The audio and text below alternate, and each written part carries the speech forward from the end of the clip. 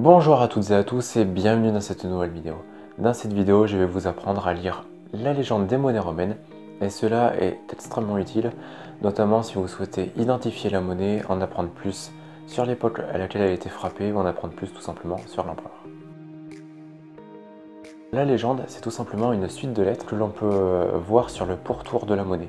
Alors en général, elle se trouve à cet endroit-là, mais parfois on peut la retrouver également à l'intérieur du dessin sur les monnaies, comme sur ce revers d'un humus, où la légende est comprise dans une couronne.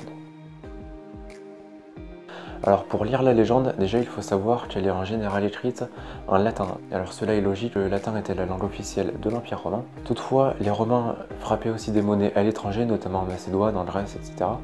Ce qui fait que la légende est parfois écrite en grec. Alors dans ce dernier cas, c'est beaucoup plus difficile à la lire, notamment si on ne sait pas parler grec ou si on n'a jamais trop fait de grec. Donc, personnellement, je n'ai jamais fait de grec et du coup j'ai énormément de mal à lire la légende d'une monnaie si elle est écrite en grec. A contrario, même si je n'ai jamais fait de latin, et même si je ne sais parler aucun mot de latin, je sais facilement lire une légende écrite en latin.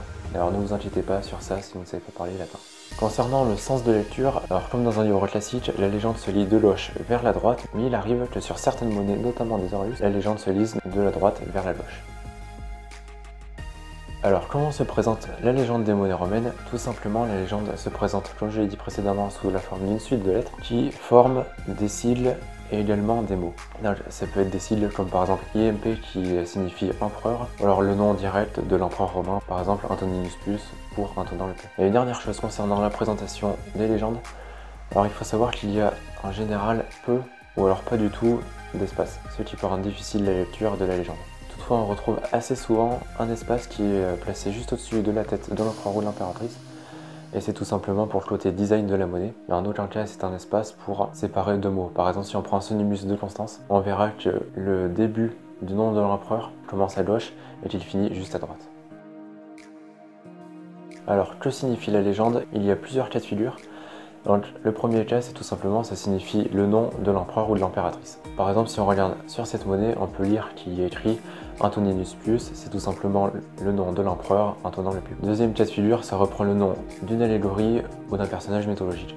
Par exemple, si on prend cette monnaie, on peut lire qu'il y a écrit Iovi, cela signifie tout simplement Jupiter. Troisième cas de figure, la légende représente un sigle, donc j'en ai un petit peu parlé précédemment.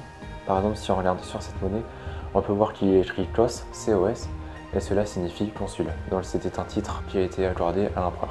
Également, si vous regardez sur les sigles et que vous voyez un chiffre juste après le sigle, comme par exemple ici COS 4, et bien cela signifie que l'empereur a été élu consul pour la 4e fois. Les derniers cas de figure, c'est tout simplement la marque de l'atelier monétaire dans laquelle la monnaie a été frappée. Alors en général, ces marques se présentent sous la forme d'une ou plusieurs lettres, et elles se trouvent sur le revers tout en bas.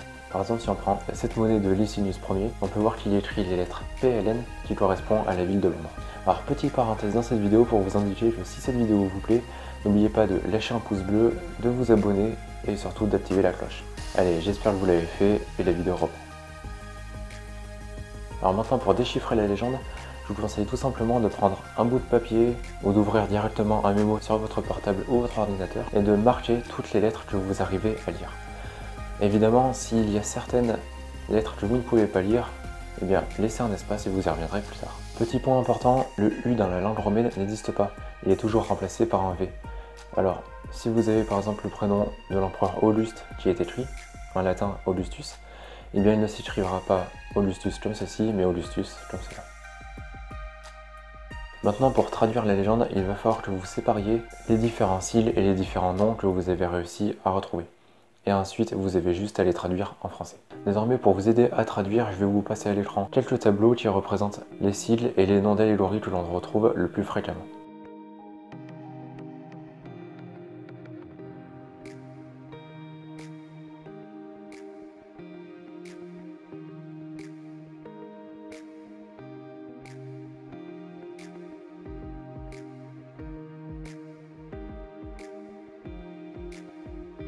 Alors évidemment, ces tableaux ne sont pas exhaustifs, et si vous souhaitez avoir des versions beaucoup plus grandes et beaucoup plus complètes, j'ai écrit un livre qui s'intitule Les monnaies romaines en seulement 20 pages, dans lequel la légende est quasi complète. Alors si jamais il vous intéresse, le lien est directement dans la description de cette vidéo.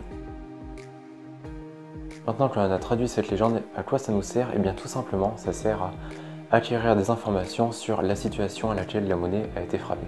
Alors maintenant, on peut tirer des informations de la légende. Alors par exemple, si on prend cette monnaie qui est un denier de Trajan, on peut lire qu'il y a écrit Clause 4 sur le revers. Cela signifie tout simplement qu'il a été élu consul pour la 4e fois. Et si on fait quelques recherches sur internet, on peut s'apercevoir qu'il a été élu consul pour la 4e fois en 501 après Jésus-Christ. On peut donc en déduire que cette monnaie a été frappée aux environs de 501 après Jésus-Christ. On peut tirer évidemment beaucoup d'autres informations de la légende, mais si on s'intéresse plus aux allégories, par exemple juste ici Pax, donc qui est l'allégorie de la paix, et bien cela signifie tout simplement que au moment où la monnaie a été frappée, et bien la paix régnait dans l'Empire romain. Et voilà, cette vidéo est maintenant terminée, alors j'espère qu'elle vous aura plu. Si c'est le cas, n'oubliez pas comme d'habitude de lâcher un pouce bleu, de commenter, de vous abonner à cette chaîne YouTube en activant la cloche des notifications. Et surtout la chose la plus importante, et si vous voulez m'aider, c'est tout simplement de partager cette vidéo puisque cela me permettra d'évoluer beaucoup plus facilement et beaucoup plus rapidement. Également, je vous rappelle que le lien vers mon livre totalement gratuit qui s'intitule Autour de la monnaie romaine est disponible dans la description. Vous retrouverez aussi le lien vers mon site internet empiredesmonnaies.fr et le lien vers ma boutique dans laquelle je vends d'authentiques monnaies romaines.